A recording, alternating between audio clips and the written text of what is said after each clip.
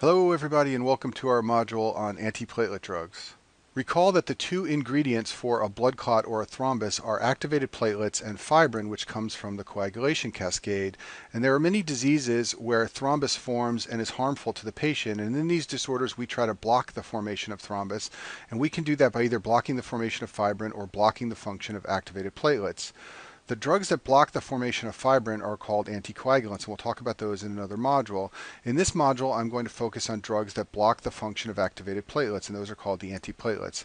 There's also a special class of drugs called the thrombolytics. These are clot-busting drugs used in special unique situations, and I'll also talk about these in the anticoagulant module. Antiplatelet drugs are very easy to understand if you know the substances that can activate platelets. So thromboxane from arachidonic acid is a very powerful platelet activator. So many drugs block formation of thromboxane. ADP is a powerful activator of platelets. So there's a class of drugs that blocks ADP. And then finally, a low cyclic AMP level inside of platelets causes the platelet to become activated. This is the way that ADP works. So drugs which raise the cyclic AMP level will function as antiplatelets. And then finally, activated platelets express an active form of the receptor 2B3A on their surface, so there is one class of drugs that blocks this receptor on the surface of platelets. So let's start by talking about aspirin. Aspirin blocks the formation of thromboxane A2, which is a very powerful activator of platelets. The way it does this is through inhibition of the enzyme cyclooxygenase. The way the body makes thromboxane A2 is by beginning with lipids in the cell membranes. There is an enzyme in many cells in the body called phospholipase A2, which can pull lipids from the cell membranes and synthesize molecules of arachidonic acid. Arachidonic acid can then be converted by the enzyme cyclooxygenase into thromboxane A2, and that is where aspirin exerts its effect. There are two forms of cyclooxygenase found in the body. One's called COX-1, the other's called COX-2. They're both found in platelets, and aspirin inhibits both of these enzymes. By doing this, as I said on the last slide, it blunts the conversion of arachidonic acid to thromboxane A2 and decreases platelet activity. Now, you may know that aspirin is also a pain reliever, and this has to do with the fact that in addition to blocking formation of thromboxane, aspirin also inhibits the production of prostaglandins. Thromboxanes and prostaglandins are examples of signaling molecules called eicosanoids. Leukotrienes are also an example of an eicosanoid. All of these signaling molecules are derived from arachidonic acid. There's an enzyme called lipoxygenase, which converts arachidonic acid into leukotrienes, and then the cyclooxygenase enzyme converts arachidonic acid into thromboxanes, but also prostaglandins. And because aspirin blunts the formation of prostaglandins, it also has effects related to pain and inflammation, in addition to the platelet inhibition effects, which are all mediated through thromboxanes. This slide lists some of the effects of eicosanoids derived from arachidonic acid via cyclooxygenase. One of the most important is prostaglandin E2. Prostaglandin E2 mediates many of the effects we associate with inflammation, things like redness and edema, fever, and pain. All of these are mediated by prostaglandin E2, and this is why aspirin functions as a pain reliever and anti-inflammatory. Prostaglandin E2 also mediates renal vasodilation, especially of the afferent arteriole, and this is why patients who take aspirin can have negative effects on their kidneys. Prostaglandins E2 and I2 are both important for protecting the GI mucosa, and this is the reason that aspirin can have a negative effect on the GI mucosa. And then, as we talked about before, thromboxane A2 is derived from arachidonic acid via cyclooxygenase, and thromboxane A2 is important for platelet activation. NSAIDs are non-steroidal anti-inflammatory drugs. These are drugs like ibuprofen, naproxen, and some of the others I've listed on the screen. I talk about these in more detail in one of the immunology modules, but I want to point out here that aspirin is technically a non-steroidal anti-inflammatory drug. What's unique about aspirin is that it irreversibly inhibits COX-1 and COX-2, where the other NSAIDs reversibly inhibit COX-1 and COX-2. For this reason, aspirin is the preferred antiplatelet drug because it will decrease platelet activity for the lifetime of the platelet, about 7 to 10 days. The other drugs, since they are reversible inhibitors, can potentially be bumped out of the way if there is significant platelet activation. All of the NSAIDs, however, inhibit cyclooxygenase and decrease the level of thromboxane A2, and therefore they're all associated with bleeding, including aspirin, and they all reduce pain and inflammation via lowering the amount of prostaglandin synthesis. The most common antiplatelet uses of aspirin are in coronary disease and stroke. In both conditions, it's used in the acute phase and also for prevention. Patients having an acute myocardial infarction or unstable angina are always administered aspirin. It's also given long-term for secondary prevention of recurrent coronary disease. The same is true for stroke. It's often given as acute therapy in ischemic stroke, and it's also used as a secondary preventative measure. The main adverse effect of aspirin is bleeding. By lowering thromboxane A2 levels, it makes it harder for platelets to activate, and therefore patients are at greater risk of bleeding. In addition, aspirin, like all NSAIDs, can potentially cause gastritis or ulcer. That's because cyclooxygenase is important for synthesizing prostaglandins that maintain the GI mucosa. A rare side effect of aspirin is tinnitus or ringing in the ear. This is caused by salicylate. One of the metabolites of aspirin is salicylic acid or salicylate. It can alter cochlear nerve function. This is a very rare side effect, but it does sometimes come up on board exams. It usually occurs when patients receive very high dosages of aspirin, and it resolves with discontinuation of the drug. A very serious adverse effect of aspirin is Reye's syndrome. This is a syndrome that involves liver failure and encephalopathy, and it's associated with aspirin use in children. I've shown you a picture of this kid on the screen here to remind you of Reye's syndrome and its association with aspirin. Because of the risk of Reye's syndrome, aspirin is generally not used in children. The one exception is Kawasaki disease, which is a vasculitis syndrome. It can be life-threatening in children, and it responds very well to aspirin, and for this reason, aspirin is given in this rare condition despite the potential risk of Reye's syndrome. The next class of antiplatelet drugs are the thienopyridines. These are drugs like ticlopidine, clopidogrel, and prasugrel. They all have a chemical structure similar to ticlopidines, which is shown on the screen.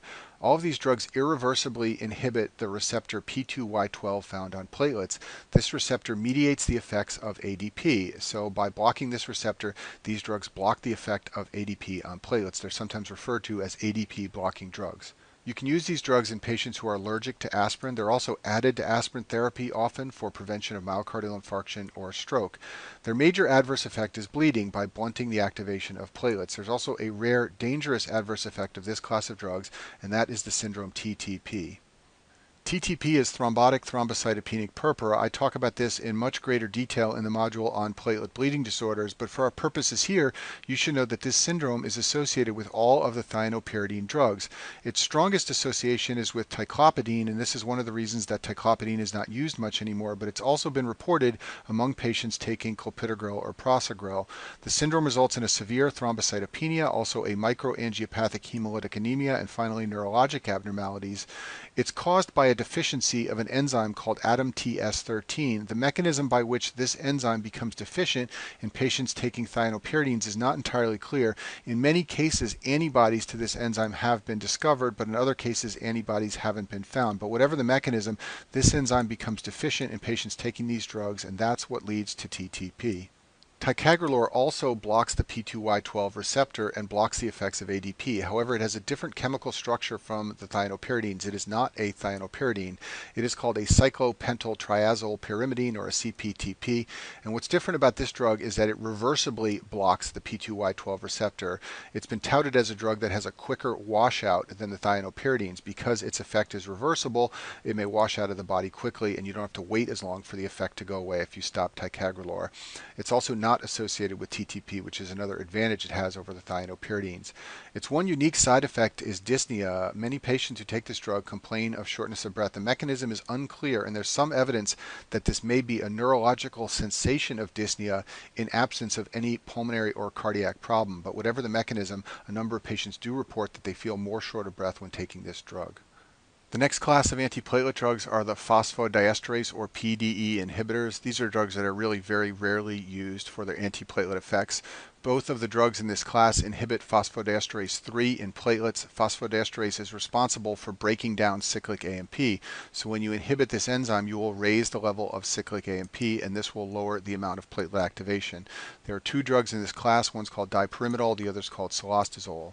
So dipyrimidol is a PDE3 inhibitor that inhibits platelet activation. It also has another effect. It blocks adenosine uptake by cells. Adenosine is a vasodilator, so when you block the uptake of adenosine by cells, you raise adenosine levels, and this can lead to vasodilation, which is responsible for some of the other uses of dipyrimidol besides antiplatelet. It's also responsible for many of the side effects. Dipyrimidol is used together with aspirin sometimes for stroke prevention. This is for its antiplatelet effects. It's also sometimes used in chemical cardiac stress testing, and this is for its vasodilator properties. In patients who are unable to walk on a treadmill for a cardiac stress test, vasodilators can be used to induce coronary steal, and I talk about this in more detail in the cardiology modules.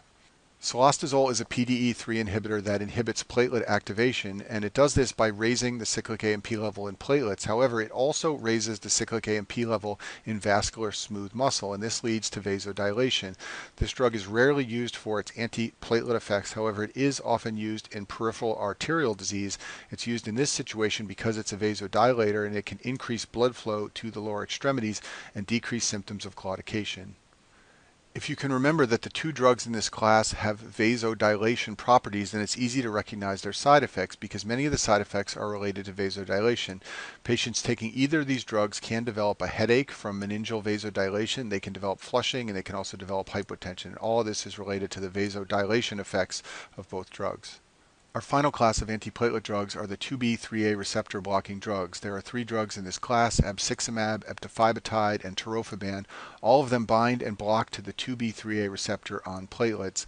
Abciximab is a fragment of an antibody that binds to the receptor. Eptifibatide and tirofiban are large molecules like I've shown on the screen. All of these drugs are IV drugs. You will only see them used in the hospital. They're only administered for brief periods of time. They're typically used in patients having acute coronary syndromes or in patients who are undergoing coronary stenting. The main adverse effect of these drugs is bleeding, just like with all antiplatelet drugs. However, there is one unique side effect, and that is thrombocytopenia. This can occur within hours of administration. The mechanism is poorly understood. There is a hypothesis that we may have preformed antibodies that are stimulated by these drugs, but whatever the mechanism, you have to monitor the platelet count after administration because thrombocytopenia is an important side effect of these drugs, and when it develops, you usually need to stop the drug. So I'll finish with this summary slide just reminding you of the different classes of drugs and how they each block a different pathway to platelet activation and platelet plug formation. Aspirin blocks the formation of thromboxane A2. The ADP blocking drugs block the activity of ADP, and the phosphodiesterase inhibitors all raise the level of cyclic AMP in platelets. And then finally, the 2B3A receptors are unique. They don't block platelet activation, but once the platelet becomes activated, they block its ability to adhere to other platelets. And that concludes our module on antiplatelet drugs.